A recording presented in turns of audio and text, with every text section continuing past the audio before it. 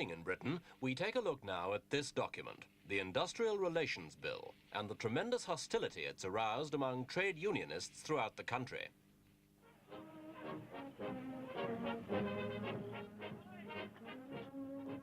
Opposition among organised labour has been growing ever since the bill was first published last December and reached a peak a few weeks ago when over 100,000 trade unionists staged a mass march through London. Leading the protest was Mr. Fetter, General Secretary of the Trades Union Congress, in which all Britain's major unions are represented.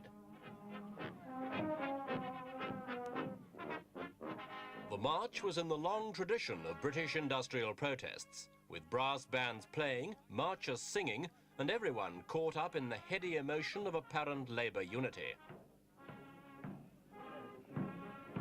But the carnival atmosphere didn't mask the real sense of injustice which many trade unionists feel towards the proposed legislation.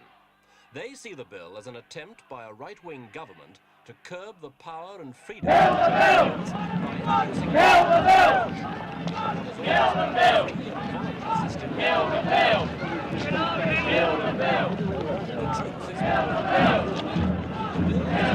introducing pieces of legislation ever to come before Parliament. It requires trade unions to register if they want legal protection for their actions. It lists unfair industrial practices by unions and employers, and it sets up a new National Industrial Relations Court to enforce agreements.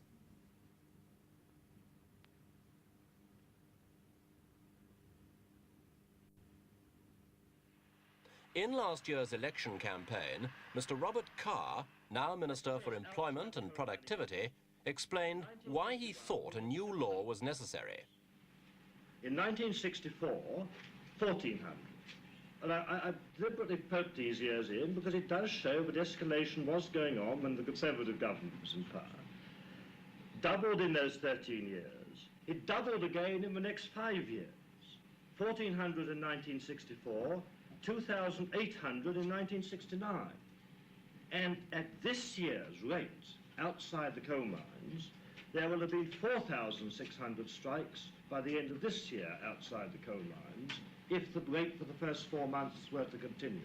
Now, it is this sort of long-term look, not some panic, it's this sort of some long-term look of the trend of strikes that convinced the Conservative Party 5 years ago that something had got to be done to try to hold this trend in check. And it is why every year that goes by we become more and more certain that something must be done in the interests of this country to try to put a check on that doubling in 13 years, a further doubling in 5 years, and not far short of another doubling in 1 year.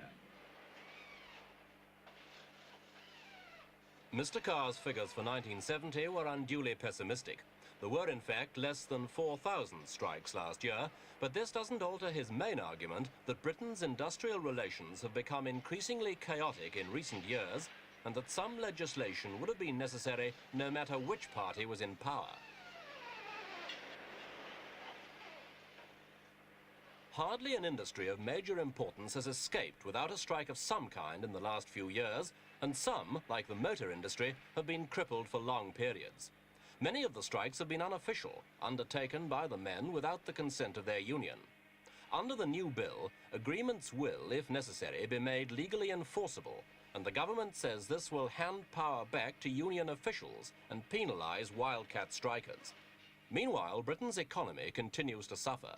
The Ford Motor Company recently decided not to proceed with a £30 million expansion project in Britain because of the state of industrial relations. But is it possible to have a legal framework without legally enforcing every agreement? We put this point to Mr. Campbell Adamson, Director General of the Confederation of British Industry. Oh, I think you can certainly do this. I mean, companies at the moment operate within the framework of company law. This doesn't mean that companies aren't a voluntary body going about their business as they want to. And when you have a question of industrial relations, so you can surround this with a framework of law within which people make their bargains freely and voluntarily. So the unions would have to have a certain rules and things like that? Well, not only unions, but associations of employers, of course, as well, would have certain rules.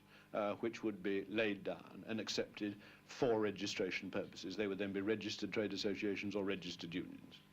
But within that framework, unions would have the same right to collective bargaining and the same right to strike as they have at the moment. Absolutely. We came, as you know, at our request to give the Minister the feelings that our council had. They had discussed this following our study of it in July, and we find that we're both very much in agreement on this matter, that we want to continue a voluntary system of collective bargaining as this country has had in the past. But we both feel that the time has now arrived when, for various reasons which I needn't go into, this needs some legal framework in the same way as most other activities in the state have a legal framework for operation. Vic Feather, of course, doesn't agree. He believes that given sufficient cooperation, the present voluntary system can be improved without resort to legal sanctions. I think that if the government and the employers' organisations and ourselves were to get together, that we could evolve a system of industrial relations which would be an improvement on the situation as it is, but not on the basis of compulsion of the kind which is proposed in this industrial relations bill. Do you think, for all that Mr. Carr has said, that this is not union-bashing legislation, in fact this is what it is? Well, I think that when Mr. Carr has said that this is not union bashing, that we looked at the consultative document very carefully, and I have come to the conclusion that this is not fair and reasonable, as Mr. Carr has said, but it's unfair and unreasonable. And I think it's an attempt at union bashing, and no amount of verbal cosmetics will alter my view in that respect. Nor will it alter the view of the legal fraternity. When they examine this document, they will see that this imposes obligations and restrictions on working men and on trade unions that are not placed on anybody else in this community, not even employers, although they try to explain that this is even-handed, as it were, that is to say that it bears equally on employers' associations and on trade unions and on working people. That isn't the case, and our analysis of it up to now has been, and we've spent a lot of time, as you know, analysing it. We didn't come out on Monday and say this is union bashing. We're not saying it's union bashing now. What we are saying is that it looks to us to be one-sided and to be weighted against trade unions and against working people, and we resent this.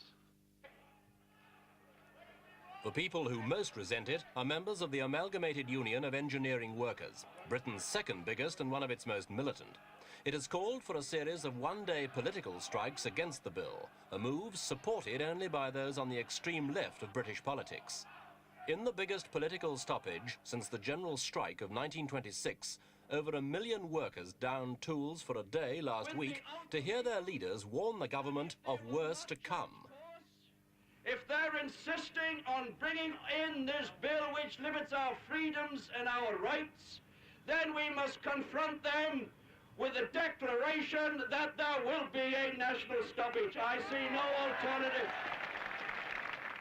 But for all this fighting talk by the militants, the idea of a political strike doesn't have much support throughout the trade union movement as a whole, and Mr. Feather is relying on less disruptive means of persuasion. Mr. Heath and Mr. Carr and other ministers have said that trade unionists are in support of their shameful bill. You can give the answer to that now. Are you in favour of Mr. Heath and Mr. Carr? We've got to hear it a bit louder than that. We can't hear it here.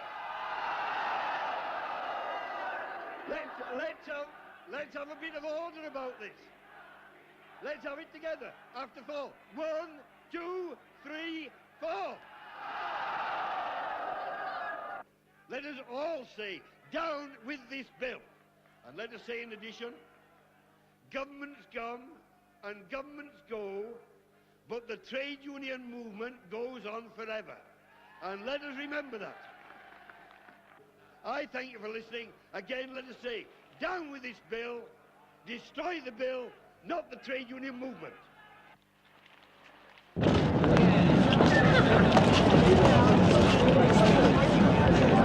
They're not likely to change the government. Mr. Heath is determined to see his reform of industrial relations reach the statute book. Whether he will succeed in bringing industrial peace to Britain remains to be seen.